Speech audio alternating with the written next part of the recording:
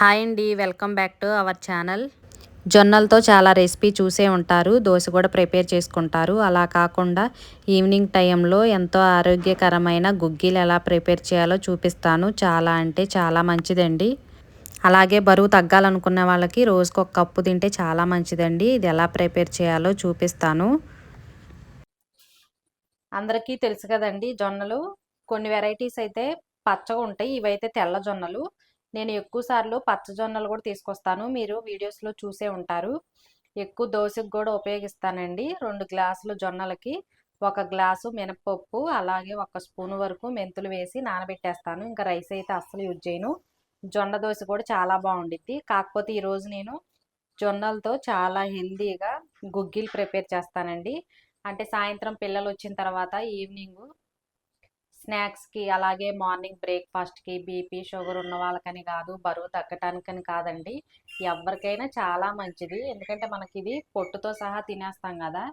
రైస్తో చేసుకున్న ఇడ్లీలు, దోశలు అటువంటి అంటే మనం ఫైబర్ అనేది ఏమీ లేకుండా డైరెక్ట్గా అలా పాలిష్ పట్టిని వాడతాం కాబట్టి ఇవి బీపీ షుగరు బరువు వాళ్ళందరికీ మంచిది. అలా కాకపోయినా, ఏ ప్రాబ్లమ్స్ లేకపోయినా, ఫ్యూచర్లో ఏ ప్రాబ్లమ్స్ రాకుండా ఉండటానికి కూడా మనం ఎక్కువ ఫైబర్ ఉన్న ఐటమ్సే ఎక్కువ వాడుకోవాలి.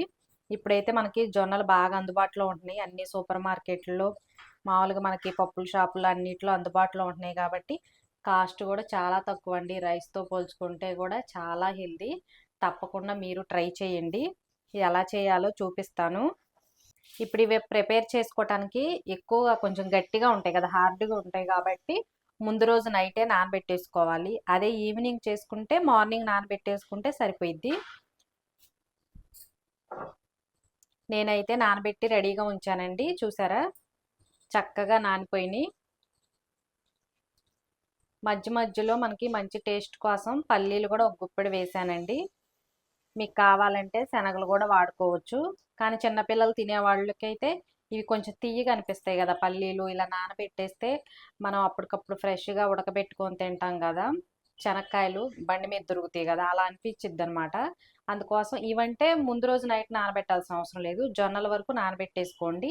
మార్నింగ్ అయితే మనం వండుకునేటప్పుడు 1 గంట ముందు ఇలా నానబెట్టేసుకుంటే సరిపోతుంది. ఎక్కువసేపు నానాల్సిన అవసరం లేదు పల్లీలు. ఇప్పుడైతే నేను ముందు రోజే నానబెట్టేసాను కాబట్టి మనం ఇప్పుడు త్వరగానే రెడీ అయి చేసుకోవచ్చు.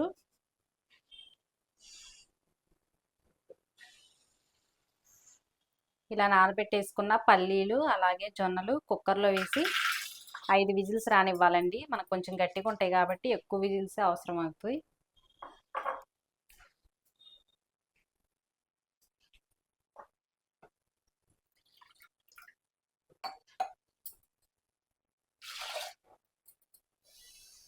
వాటర్ కూడా మనకి కొలత అటువంటిది ఏమీ అవసరం లేదు. చూసారు కదా, ఇవన్నీ మునిగిపోయిన తర్వాత కొంచెం ఎక్స్ట్రా ఉంటే సరిపోతుంది. మనం తినేటప్పుడు చప్పగా లేకుండా కొంచెం సాల్ట్ వేసుకున్నాం. తర్వాత తాలింపు వేసుకునేటప్పుడు కూడా సాల్ట్, రెడ్ చిల్లీ పౌడర్ అన్నీ వేసుకుంటాము. కాకపోతే ఇప్పుడు ఉడికేటప్పుడు కూడా కొంచెం 1/2 టీ స్పూన్ వరకు సాల్ట్ వేసుకోవాలి. ఇంత అయితే సరిపోతుందండి.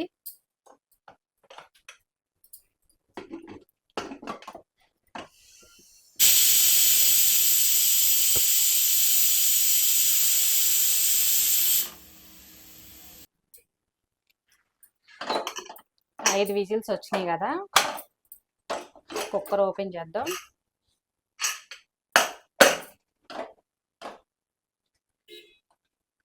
ఉడికినాయో లేదో చెక్ చేద్దామండి. ఆల్మోస్ట్ అయితే ఉడికిపోతాయి.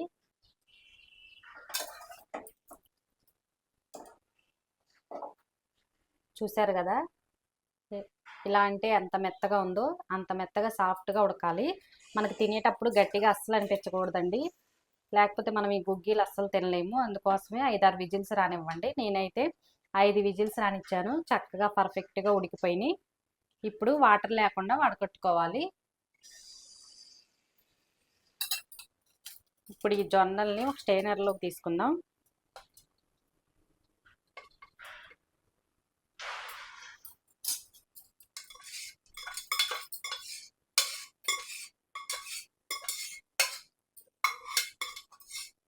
పచ్చ జొన్నలైనా తెల్ల జొన్నలైనా టేస్ట్ అయితే ఏమీ మారదండి. చూడటానికి కలర్ ఒకటే తప్పితే సేమ్ టేస్ట్ అనిపిస్తాయి. మీకు ఏది అందుబాటులో ఉంటే ఆ కలర్ తీసుకొచ్చుకోవచ్చు. మాకైతే ఇక్కడ 2 కలర్స్ దొరుకుతాయి. నేను అప్పుడప్పుడు పచ్చ జొన్నలు తీసుకొస్తాను, ఒక్కోసారి అయితే ఇలా తెల్ల జొన్నలు తీసుకొస్తాను. జస్ట్ అలా 2 మినిట్స్ ఉంచేస్తే దీంట్లో ఉండే వాటర్ మొత్తం కిందకు వచ్చేస్తాయి. ఇప్పుడు మనం దీన్ని పోపు వేసుకుందాం. మనకి మెయిన్గా క్యారెట్ తురుము కావాలండి. డైరెక్ట్గా అలా గింజలను తినటం కన్నా ఎక్కువ ఇలా క్యారెట్ తురుము, అలాగే ఉల్లిపాయ కూడా కట్ చేశాను, ఒక పెద్దది సన్నగా కట్ చేశాను. తర్వాత కరివేపాకు, అలాగే పోపు దినుసులు కూడా వేసుకోవాలి. ఆయిల్ అయితే ఎక్కువ అవసరం లేదండి, జస్ట్ అలా 2 స్పూన్స్ వరకు వేసుకోండి.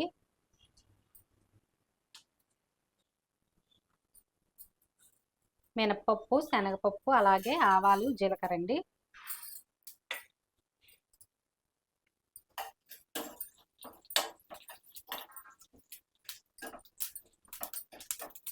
ఇవి కొంచెం ఫ్రై అయిపోయిన తర్వాత ఎండుమిర్చి వేసుకోవాలి.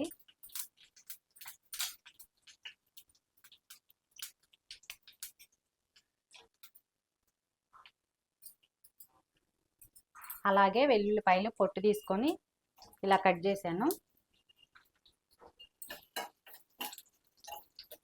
ఇవి కూడా జస్ట్ అలా ఫ్రై చేయాలి.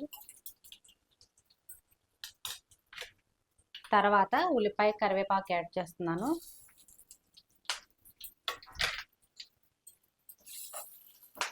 మనకు ఆనియన్ బాగా ఫ్రై అవ్వాల్సిన అవసరం లేదు, జస్ట్ అలా పచ్చిదనం పోతే సరిపోతుంది.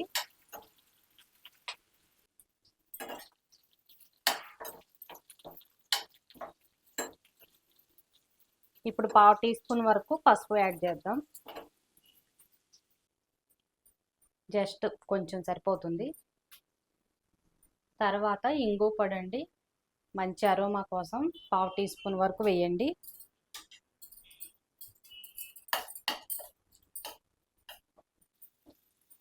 మనకు ఆనియన్స్ బాగా ఫ్రై అవ్వాల్సిన అవసరం లేదు, తినేటప్పుడు పంటికి తగులుతూ ఉంటాయి. పచ్చిదనం పోయేంత వరకు ఫ్రై చేస్తే సరిపోతుంది.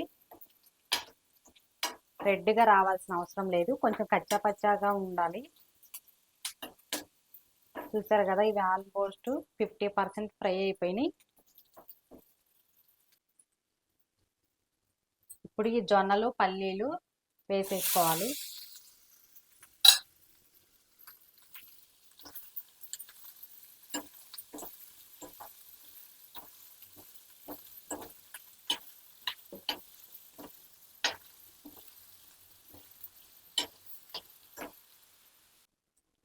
చాలా సింపుల్ అండి ఈ రెసిపీ ప్రిపేర్ చేసుకోవటం.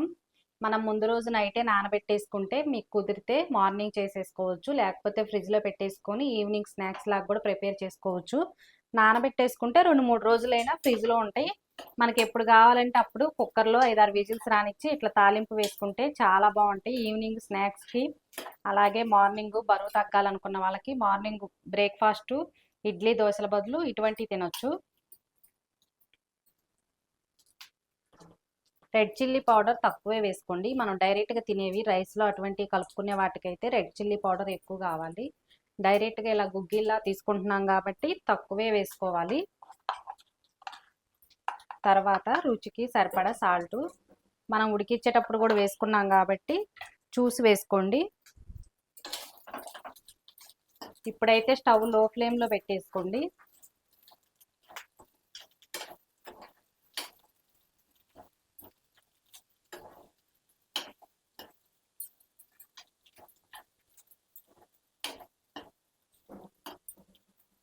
మనం సాల్ట్, రెడ్ చిల్లీ పౌడర్ వేసుకున్న తర్వాత ఇలా 2-3 నిమిషాలు ఉంచేయాలి. 2-3 నిమిషాల తర్వాత మనకి ఉప్పు, కారం జొన్నలకు పట్టేసిద్ది. ఫైనల్గా క్యారెట్ తురిమి పెట్టేసుకున్నాం కదా, అది కూడా వేసేసుకోవాలి.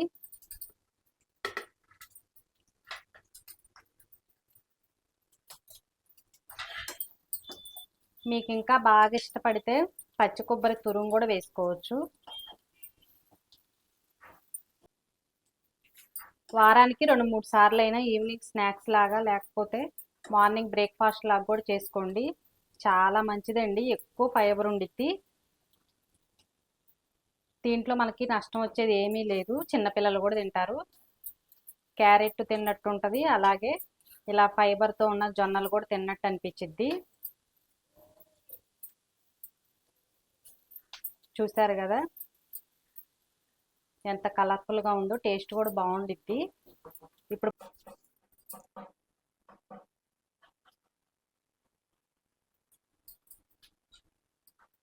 వేడివేడిగైనా తినేయచ్చండి, చల్లారినా కూడా టేస్ట్ అనేది అస్సలు మారిపోదు.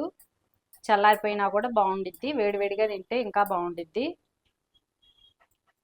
అంతేనండి, ఎంతో హెల్దీకరమైన రెసిపీ రెడీ అయిపోయింది.